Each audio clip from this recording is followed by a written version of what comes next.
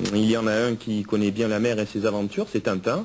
Les tintinophiles ne se comptent plus. L'ex-oie Michel Serpeau fait partie de ces inconditionnels.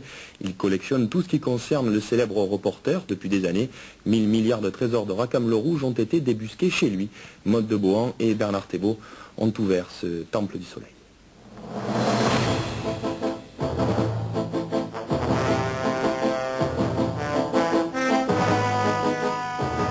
Selon certains, Michel est tintinophile, d'autres le disent tintinomaniaque. Lui se définit tout simplement comme un fidèle admirateur du héros créé par Hergé.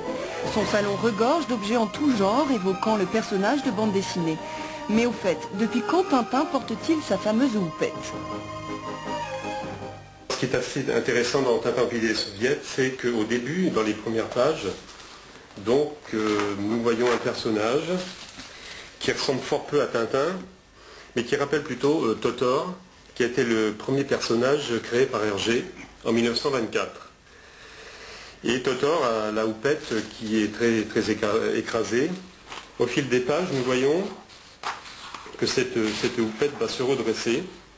Et je pense que c'est à partir de la page 8, on voit vraiment cette houppette donc, qui remonte. Donc là, on découvre le vrai personnage de Tintin.